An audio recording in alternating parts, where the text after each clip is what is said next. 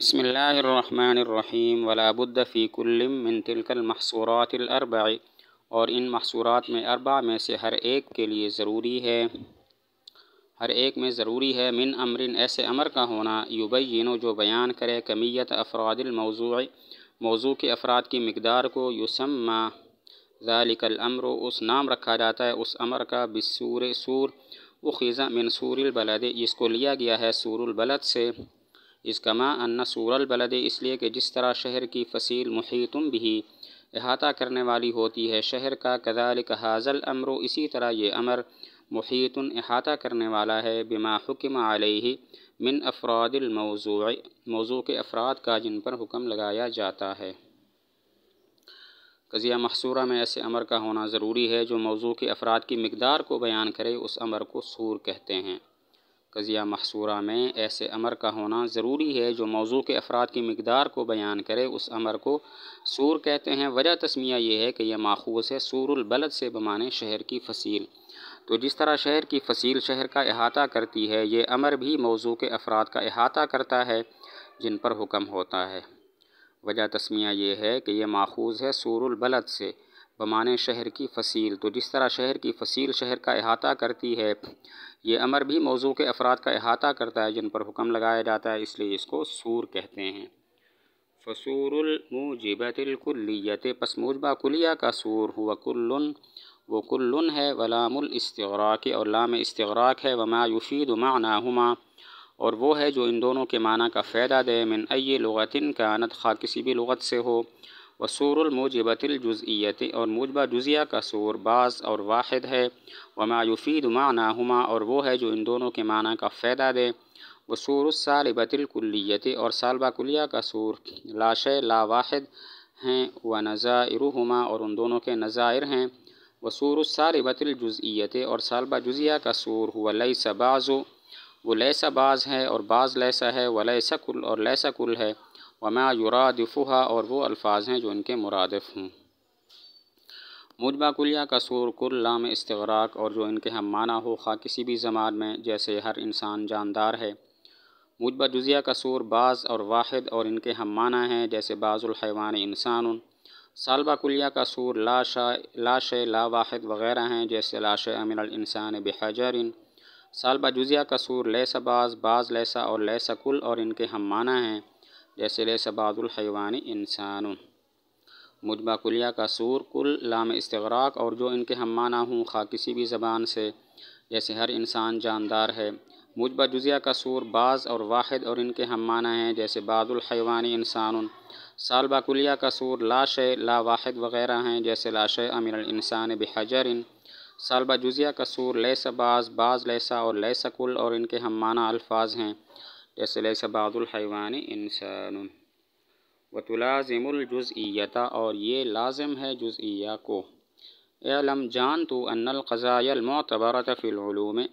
وہ قضایا جو علوم میں معتبر ہیں، ہی المحصورات الاربع وہ چاروں محصورات ہیں، لا غیر نہ کہ ان کا غیر، وذالک اور یہ اس لیے لأن المہملۃ والجزئیۃ اس لیے کہ مہملہ اور قضیہ جزئیہ متلازمان باہم لازم و ملزوم ہیں، اذ کلما صدق الحکم اس لیے کہ جب بھی حکم صادق ہو علی افراد الموضوع فی الجملۃ موضوع کے فی الجملہ افراد پر، صدق علی بعض الافراد ہی تو صادق ہوگا اس کے بعض افراد پر، وبالعکس اور عکس کے ساتھ، فالمہملۃ مندرجۃ پس مہملہ داخل ہے تحت الجزئیۃ جزئیہ کے تحت۔ علوم میں معتبر فقط قضیہ محصورہ ہے، مہملہ شخصیہ اور طبعیہ معتبر نہیں ہے۔ مہملہ تو اس لیے معتبر نہیں ہے کہ مہملہ اور محصورہ جزئیہ باہم لازم و ملزوم ہیں، مہملہ صادق ہو تو محصورہ جزئیہ صادق ہوگا، محصورہ جزئیہ صادق ہو تو مہملہ صادق ہوگا، اس لیے کہ مہملہ میں حکم موضوع کے افراد پر فی الجملہ افراد پر ہوتا ہے، جبکہ جزئیہ میں موضوع کے بعض افراد پر حکم ہوتا ہے۔ جب موضوع کے فی الجملہ افراد پر حکم ہو تو یہ صادق ہے کہ بعض افراد پر حکم ہے، اور جب بعض افراد پر حکم ہو تو یہ صادق ہوگا کہ موضوع کے فی الجملہ افراد پر حکم ہے، تو قضیہ مہملہ جزئیہ کے تحت داخل ہے، الگ سے اس سے بحث کرنے کی ضرورت نہیں ہے۔ علوم میں معتبر فقط قضیہ محصورہ ہے، مہملہ شخصیہ اور طبعیہ معتبر نہیں ہے۔ محملہ تو اس لیے معتبر نہیں کہ محملہ اور محصورہ جزئیہ باہم لازم و ملزوم ہیں، کیونکہ محملہ میں حکم موضوع کے فی الجملہ افراد پر ہوتا ہے، جبکہ جزئیہ میں حکم بعض افراد پر ہوتا ہے۔ جب حکم موضوع کے فی الجملہ افراد پر ہو تو یہ صادق ہے کہ حکم بعض افراد پر ہے، اور جب حکم بعض افراد پر ہو تو یہ صادق ہے کہ موضوع کے فی الجملہ افراد پر حکم ہے۔ تو جہاں محملہ صادق وہاں جزئیہ صادق، جہاں جزئیہ صادق وہاں محملہ صادق، تو محملہ جزئیہ کے تحت داخل ہے، الگ سے بحث کرنے کی ضرورت نہیں ہے۔ والشخصیت،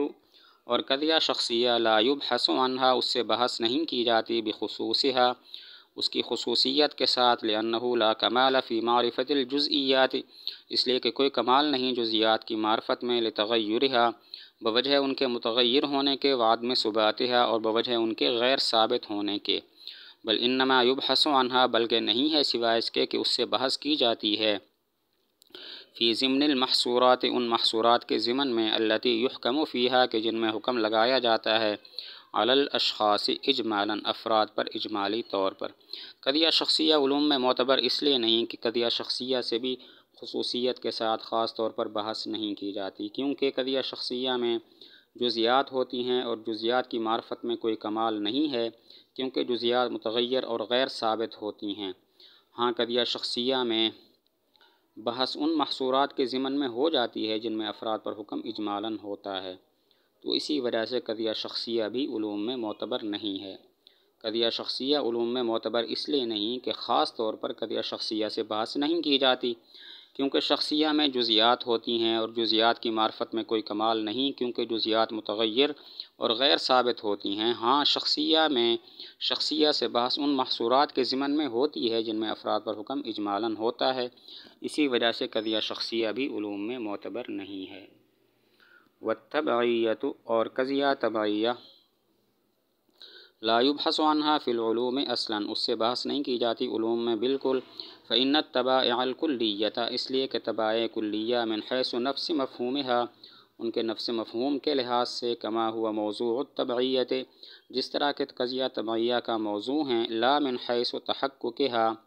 نہ کہ ان کے متحقق ہونے کی حیثیت سے، فی ضمن الاشخاص، اشخاص کے ضمن میں، غیر موجودۃ فی الخارج، موجود نہیں ہے خارج میں، فلا کمال فی معرفت احوالہا، تو کوئی کمال نہیں ان کی احوال کی معرفت میں،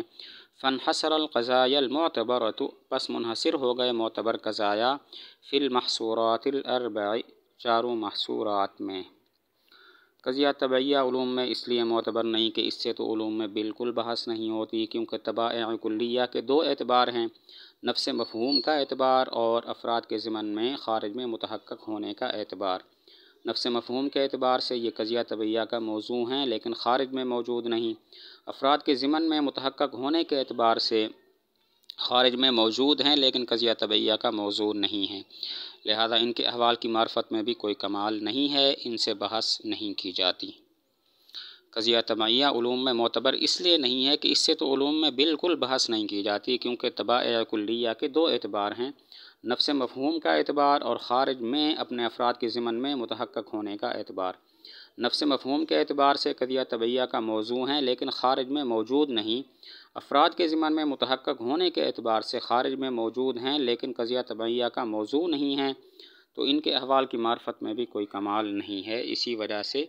اس سے بھی علوم میں بحث نہیں کی جاتی۔